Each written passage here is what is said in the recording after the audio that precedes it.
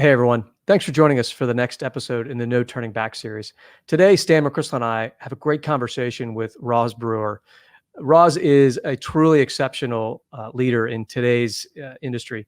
She grew up as a scientist inside of Kimberly-Clark, then transitioned in her career over to management and leadership positions. She ended up as the CEO of Sam's Club, and a few years ago shifted over and is now the COO at Starbucks. So you can imagine the pressure and intensity of her role right now. I often tell people you should have a series of leaders out there that you're always keeping an eye on. Some that you know personally who are mentors, others that you watch in the distance. I've had the good fortune of spending a little bit of time with Roz over the years, and she is one of those leaders for me. I love seeing her actions in the press, the way that she communicates with her organization. So today was a really special time to be able to go deep with her.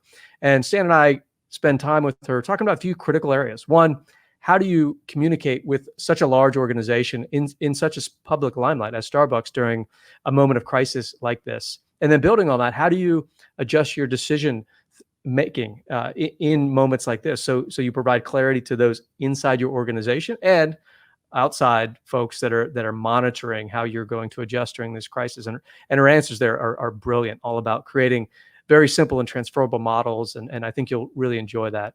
And then we also spend a little bit of time diving into her approach on mentorship, how she was groomed up herself by senior folks and how she spends time focused on that for the next generation of leaders, which is something we believe in deeply here at McChrystal Group. And it's critical for the future of leadership. So hope you enjoy this discussion. Like I said, Roz is an amazing one-off leader, absolutely worth paying attention to. Thank you. So Roz, thank you so much for taking time to have a chat with Stan McChrystal and myself today on the No Turning Back series. Stan and I, aside from our work together at McChrystal Group, also teach a leadership seminar. And I want somebody to write your current biography so that we can teach you as a case study to the class, or at least we'll get you up to meet with our students at some point, because your leadership journey is inspiring and incredible. And we'd love to start there, because you started in the science side and then navigated into leadership positions, and now you've led at the highest levels in corporate space. So can you talk a little bit about what that was like and the decisions you maybe made along the way? Sure. So first of all, thanks for doing this. I've been looking forward to this conversation and a chance to reconnect with the both of you again. But in terms of my leadership and my journey, it has been an interesting one. Started off as an organic chemist, and even in high school was a STEM major in high school, chemistry major in college. And I never knew how impactful having a STEM background would be for me. It's been all about the analytics. It's made me a little bit more of an agile learner. And in many cases, I've had to teach myself a lot of things. And I don't have an MBA, which is interesting for the business work that I do. But I think I've been grounded in the sciences, and that's been helpful. But the transitions for me have been pretty methodical. But the one thing that I didn't do is I never had my eyes really set on, I wanted to be a fill in the blank. It just sort of got there. And I was very attached to my values, understanding what kinds of environments I wanted to work in. I was very deliberate about that. I've always been very giving to the community. And so I wanted a company that supported me doing things outside of the company as well as inside. And then I always wanted to do meaningful, impactful work that I knew I could maybe move an issue while I'm moving the business, and enable me to bring my head and my heart together. And so I've been fortunate. Kimberly-Clark was that kind of company. Walmart was that kind of company. Starbucks is absolutely that kind of company. And then the board service that I have had is actually given me a chance to be pretty impactful and bring my whole self to many conversations. Let me ask, if I could, because you've had such an impressive background of jobs, and they are simultaneously jobs where you have to lead people, you have to develop people, you have to do all those things, but you have to produce results at the same time. Yes. So there's that constant tension. Can you talk about how you think about that now? Yes. That is an interesting dichotomy there because, in most cases, you could actually trade off one for the other. I have learned that in order for the business results to be truly great and sustainable, you can't leave people behind, your teams behind, the community behind. It has to all come together. And the times that I actually have focused more on the results than I have the whole picture, my results have been very temporary. They've lasted for a couple of quarters. I answered the right question. I far exceeded every plan. I made quarterly bonus. I've done those things. But sustainable results, quarter over quarter, year over year, creating roadmaps, stretch plans, transformations, those are only if you get the opportunity to think about how you're impacting the people that work for you, the people that you serve as a customer, and the community that has to follow you. And there's many examples of that. I mean, the experience we're having right now with COVID, if we really thought about our bottom line, we'd have no one working in our stores today. And we've made some very deliberate decisions there. And I think as we can see right now, it's likely going to be some of the best decisions we've ever made in the history of the company. That's good. Roz, can you talk a little bit about just your own theory around communication, because it's so critical now, obviously, but you don't get to where you are if you haven't developed sort of a multi-pronged approach to how you communicate with small teams and larger teams and entire organizations. And I'm sure it's not just one vector that you think about. How do you approach that, especially in an organization as global and just expansive as Starbucks? So my theory on communications is first and foremost, two things. One is frequency, and the second one is transparency. And so in terms of frequency, you can never say too little. And for me, what I try my best to practice is to bring people along in the thinking very early on, and to never create a plan, an opportunity without, having the masses follow you. So, I am a wide open book. My communication style is very consistent. If I'm talking to the barista on the floor, it's not too different than, the way I might talk to my senior leaders, just because the more clear you are and the more you simplify the message, everybody gets it and you get the alignment. So, and I do that frequently. So for me, Chris, one of the things that I really do is if I do nothing else, I am talking about my plans. I'm talking about moving the company forward, and I do that frequently. One of the things we're doing right now in this virtual world is I'm doing multiple step level meetings. And so instead of talking to the teams that report to my team, I'm really down at the basic levels of the company, constantly just talking to them about what's on their minds and telling them about how I see the future. It's always proven to be effective for me. And then in terms of transparency, I probably go right up to the limit of oversharing. And by that, I mean, as a chief operating officer of a company, I have to be very clear about what we want to tell the street and what we want to tell internally. But I try and bring those together. And if I have a conversation with the street, I immediately get back to my team and tell them, here's what I talked about, here's what we're saying, here's what I need your help on. So it's about transparency and frequency, and making sure that everybody knows that they play a role in, the work that we're doing, and communicate that pretty frequently. Can I build on that, because it's fascinating, and just given when you talk about talking all the way down in remote sessions, multiple steps down, critical in a time like this. There's so much uncertainty. We try to advise executives, multiply your nervousness by 2 at every layer of the org chart, and that's what your people on the ground feel like. Okay. How has that been received? Like, that's a new muscle for a lot of younger folks to say, wow, I'm actually in conversation with the COO. How do you get them into a space where those are productive discussions? Yeah, so I love your analogy there about the multiple of 2, because actually whenever I'm feeling anxious about the business, I have to get out of my seat, get in my car, and go drive to one of my stores. And then I either test it out and say, is this really happening? Is this my, what's overtaking my thinking? And it plays out for me. And so I actually truly believe what you just said. If I'm anxious, they're 20 times. So as an example, today I started off my day in stores. I went through a drive-through line. They recognized me. I jumped out the car. with workout clothes, went in the store. They let me in because the store wasn't open. And I talked to the partners, talked to a couple of my baristas who are expecting, talked to them about their pregnancy, talked to the store manager about his anxiety he's feeling. We're opening stores this week. And we just chatted for a while. And as I was leaving, he stopped me and he said, he asked me some questions about himself. And he said, he sent me a note later and said, I didn't think you'd be in the store. And then I didn't think we'd talk about what we talked about. And we never talked about the business. I never talked to him about what I saw in the store because it was about the two of us.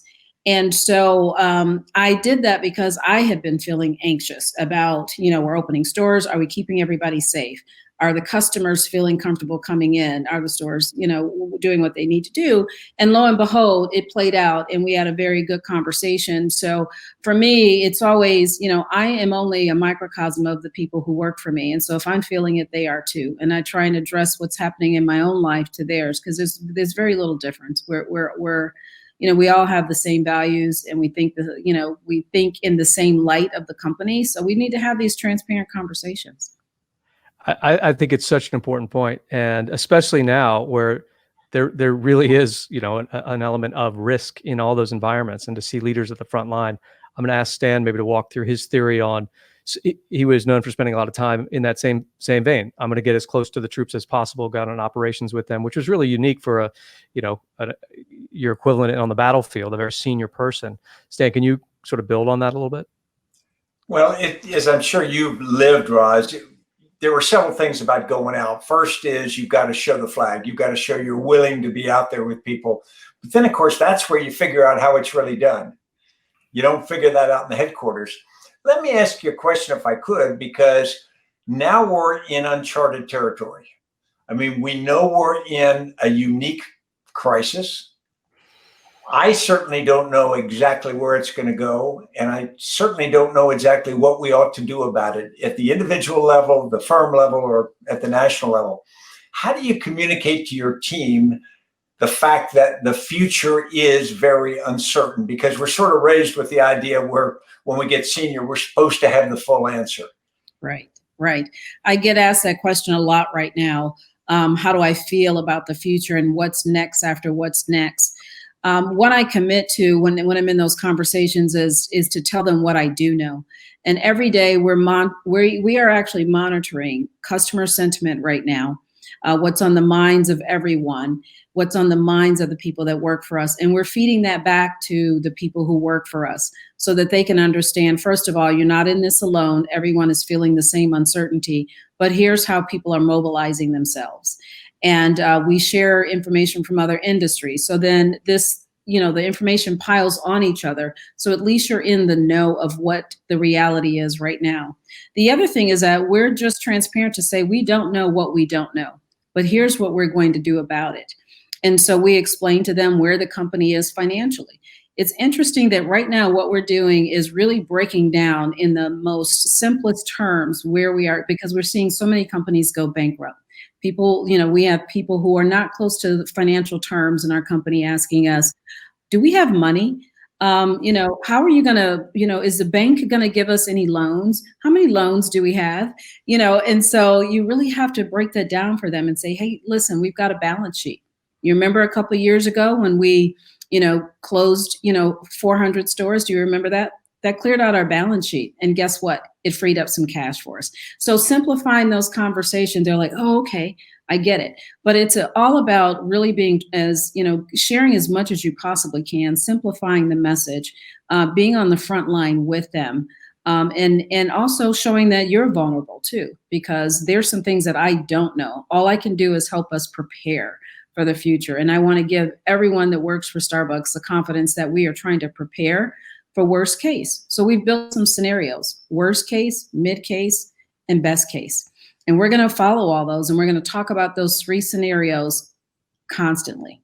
And so they'll know if things get terrible, they'll know, and they can make personal decisions, or they can say, I'm going to hang in there with you because I think I know where you're going.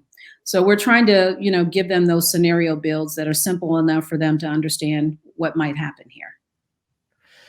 Yeah, it's a great point. I'm personally a huge believer in wherever you can make simple boundary rules, right? And it frames, the more complex the situation gets, the easier it is for people to say, okay, this is how they're going to make those decisions. Has the intensity of this period, especially an organization like yours or you personally, you're under such broad public scrutiny with the way you make decisions. Have you adjusted the way you communicate decisions down, or the way you think about framing decisions to your teams?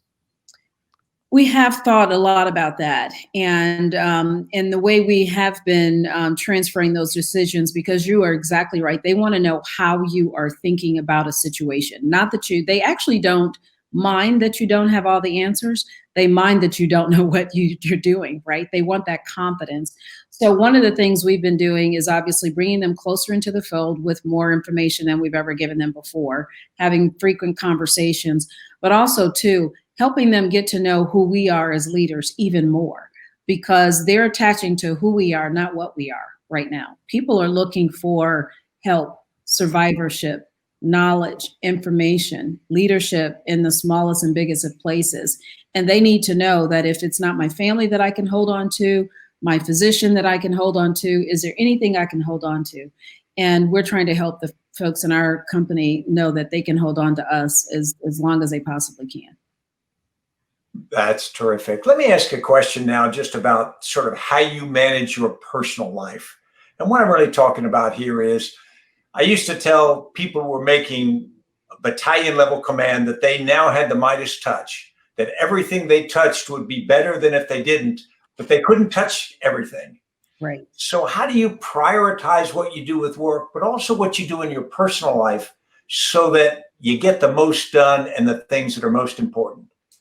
Yeah, so Stan, I have to admit that I still struggle a bit with that. But I learned not too long ago a very important word called no. And, there's a lot of things I want to do, and there's likely a lot of things I can do. But then I've got to make sure that there's some priorities that I have to fulfill. And actually, this period of time that we're in has helped me prioritize, first of all, family, because the stress of this pandemic has put pressure on every aspect of my life. My 25-year-old moved back from New York temporarily. He's got a intense job himself. He's 24/7 in his job.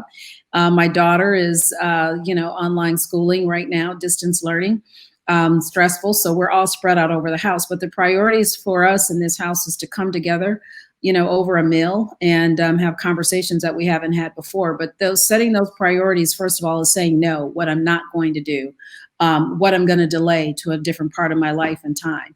And that was hard for me, but the power of no is very effective. The other thing too is setting personal strategies for myself. There's nonprofit things I'd like to do, but it's not a space that I'm genuinely passionate about.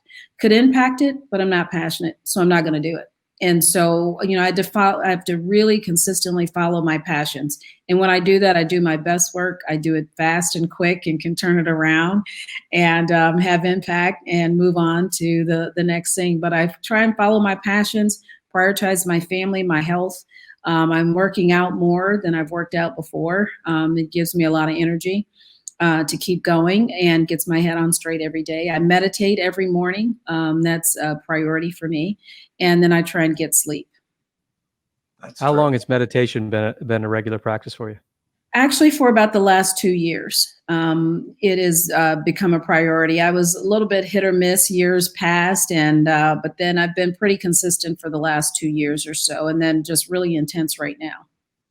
That's great. Can I pivot just slightly, because I'd love to get your thoughts on just mentorship in general. I'm assuming you had some great mentors as you were coming up, and you've probably developed your own theory on how to go about that. I'm sure you get approached constantly to mentor others. What's your theory on that? How do you approach it? What have you seen work well? So it's been such an advantage for me in my life that it is something that I try and prioritize each and every day. I try to do a little bit of something. I love text messages because you never know how you're touching someone's life or what's happening with them. So, there's so many different ways to mentor people these days. It is a priority. I've had great mentors. Indra Nui's fantastic mentor. Bill Simon, my former boss at Walmart, fantastic. Still keep in touch with today. It's about nurturing those relationships, though. It is a two-way deal, and you cannot pull too much from that relationship and not give something back. And so I think it's a two-way position that we should take on mentoring. I prioritize it. My mentees, some look like me and some don't. And I try to do the best I can to keep in touch. But I tell you, I think going forward, I think mentorship is going to be even more critical, because I think people are going to have to look at themselves and decide what they want to do next. I think the career landscape is going to look dramatically different post-COVID. And I have a feeling that I'll be talking to a lot of my mentees, I have been, about what's next in their lives. What's so interesting, each one of my mentees that I talk to right now, they are really thinking about doing something that is so much more impactful to the world than just their day job. And that excites me. I think that is going to be one of the most positive outcomes out of this entire situation, is the kind of humans that are going to grow from this COVID environment. Well, you've just answered part of the question I was about to ask you, but I'm going to ask you to expand it. Once we get beyond COVID-19 and we're in a different society, and I think we all know it will be some different, what's going to be better than it is now, or than it was before? Yes. I actually think what's going to be better is the opportunity for people to take this time of remote work, and in some instances downtime, career change time, and really get inside themselves and understand what motivates them, and come out of this being the best human being that they could ever be. I think that it's going to teach us the importance of fixing the inequities in our society. I think a lot about COVID and think about the communities that it has actually impacted. And a lot of those are African-American communities. And it's not because of just their health issues. It's because of the living arrangements. It's because of, the lack of education, the lack of exposure to equitable healthcare. All of those things need to be addressed. And I think it's now shining a very bright light on what creates inequities in our society. So I think that there's going to be some really positive outcomes out of this. It's going to be thought leadership. I think we'll have some of the best minds after it. The one thing about COVID is that it is universal. It's impacted all of us, some disproportionately, but we'll look into the why. And I'm encouraged by that. We'll be a different society after this is over. I'm hopeful, optimistic. We'll be better leaders, better humans, better people, better family members. And, you have to find the good in every crisis. And hopefully we're also searching for that right now. Absolutely. Roz, I couldn't agree more. Thank you so much for being generous with your time. Great discussion. It means more than you can imagine for folks to hear from leaders that are in the thick of it, like you are right now, and absolutely leading from the front. So we wish you and your family the best of luck, and your organization and teams as well. Thank you. Thank you, Chris. Thank you, Stan. Thanks, Roz. Take care. Take great care. Bye-bye. Hey, everyone. Thanks for spending the time. I hope you got as much out of that as we did. Like I said, Roz Brewer, absolutely amazing leader, leading from the front at a critical time in just an iconic organization. We appreciate you dialing into No Turning Back, and stay tuned for the next episodes.